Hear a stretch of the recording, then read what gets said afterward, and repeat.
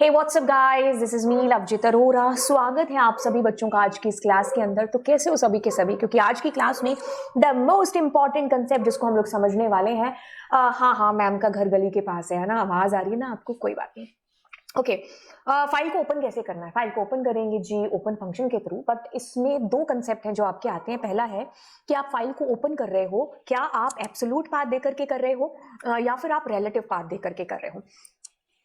तो इन दोनों में क्या अंतर है, इसको हम लोग यहाँ पर आज की इस कक्षा के अंदर बिल्कुल है जो देखने वाले हैं। सबसे पहले देखते हैं कि how to open a file. देखिए, फाइल को ओपन करने के लिए आपके पास पहले से ही बना बनाया एक फंक्शन है जिसका नाम है ओपन फंक्शन। क्योंकि आपको क्या करना है, आपको फाइल को ओपन करना है। क्लोज करने के लिए क्लोज क्लोज क्लोज फंक्शन है, ओपन करने के लिए ओपन फंक्शन है।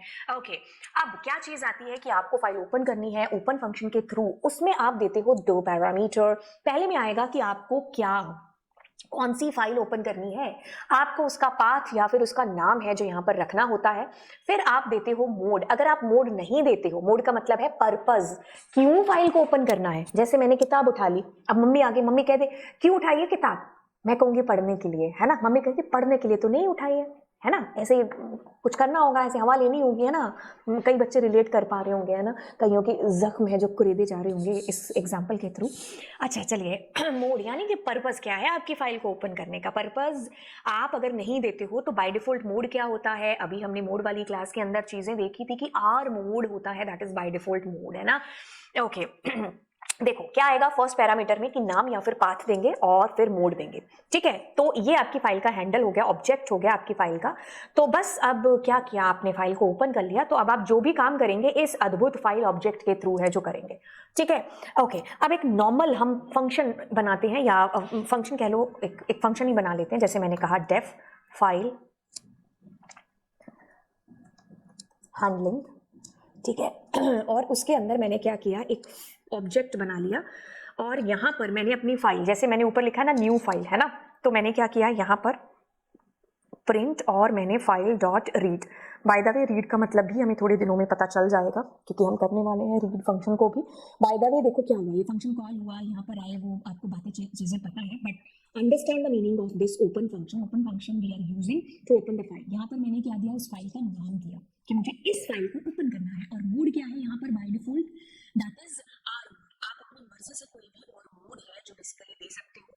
अगर आप मैनुअली आर मोड लिखना चाहते हो तो वो भी कूल है। चलिए, अब क्या है कि आपने अपनी फाइल को ओपन किया, आर मोड के अंदर रीड कर लिया डेटा कंटेंट। आप फाइल को क्लोज करना is mandatory, file dot close, क्योंकि आप ओपन फंक्शन से कर रहे हो। अगर आपको फाइल को क्लोज करना मेरी तरह आदत नहीं है तो आप ओपन विद से भी कर सकते हो। खैर वो हम करने वाले हैं थोड़ी ही देर के बाद में। चलिए अब करते हैं स्टार्टिंग यहाँ से चीज़ों की कि how to set a file path. Path को हम कैसे सेट करेंगे, दो तरीके से पाथ है, एक तो है एब्सोल्यूट और दूसरा है रिलेटिव। ठीक है, पहले तो किताबी भाषा पढ़ते हैं और फिर उस भाषा को सिंप्लीफाई करते हैं। Refers to the location of the file relative to the current working directory.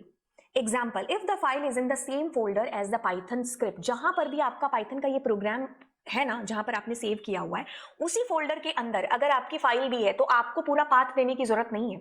तो आप क्या करोगे, आप खाली नाम ही लिखोगे उस फाइल का। जैसे मैंने यहां पर नाम लिखा है, ये देखो मैंने क्या लिखा है, यहाँ पर नाम लिखा है ना फाइल का। क्यों, क्योंकि ये जो फाइल है जिसका नाम है main.py, ये और ये वाली फाइल है जो file.txt, ये दोनों सेम फोल्डर के अंदर है। ठीक है, अगर हम इसको देखना चाहें तो आप देख सकते हो कि ये मेरी यहीं पर ही main.py फाइल है, ये रही मेरी main.py और ये रही new file. They both are in the same folder.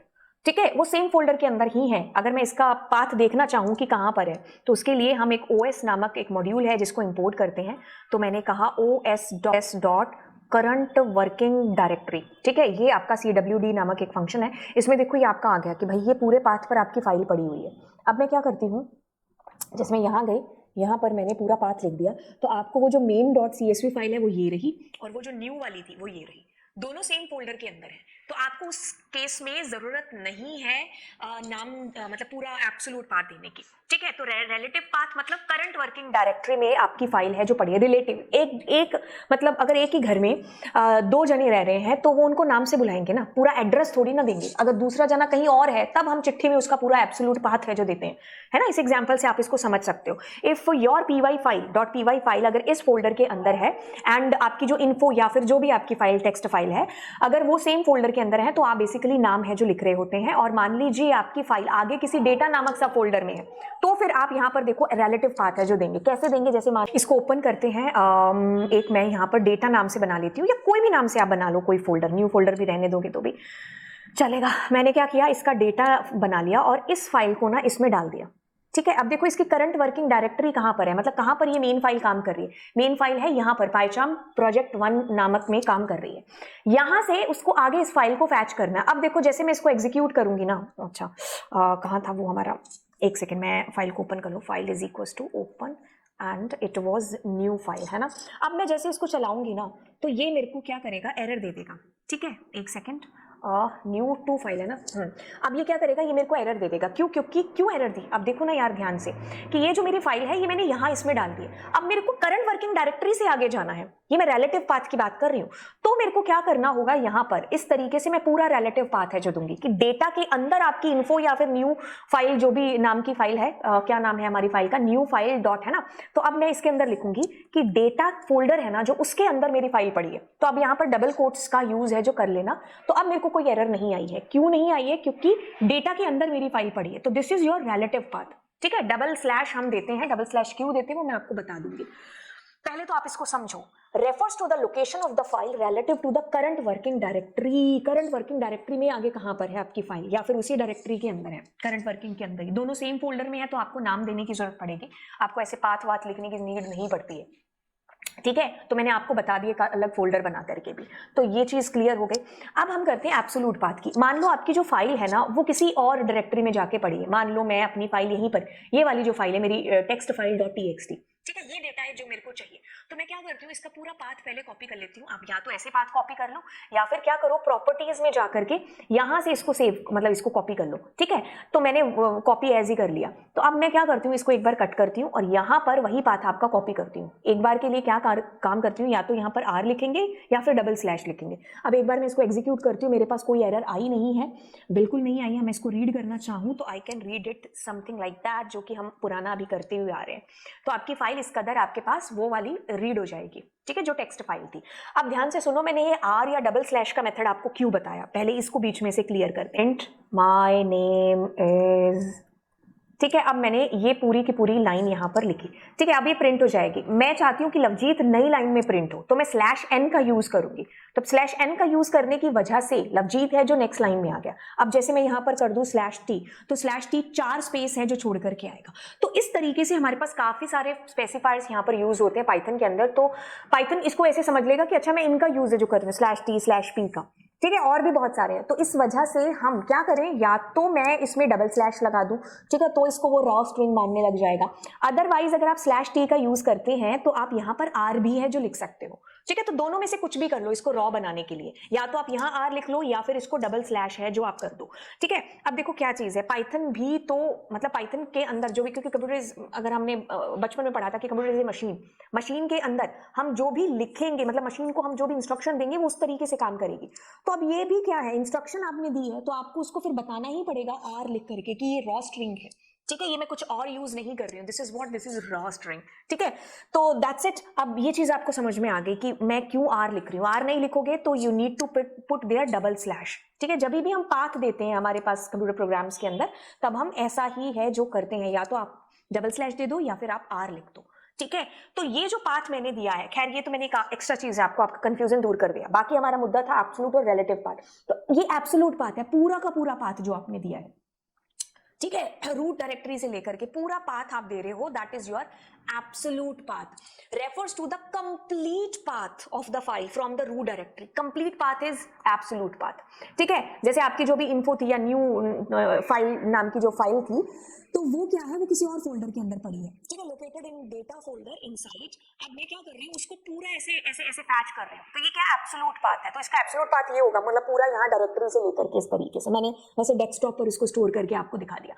तो ये complete path is your absolute path. But अगर मेरी करंट वर्किंग डायरेक्टरी में फाइल पड़ी है तो मैं नाम लिखूंगी। अगर वहां से आगे वो किसी फोल्डर में है जहां पर मेरी ये खुद की फाइल, जैसे ये मेन डॉट थी ना, तो ये मेन जो फाइल जहां पर पड़ी है वहां से आगे किसी फोल्डर में पड़ी है, तो मैं रिलेटिव पाथ का यूज है जो कर रही होंगी, जो हमने अभी अभी किया।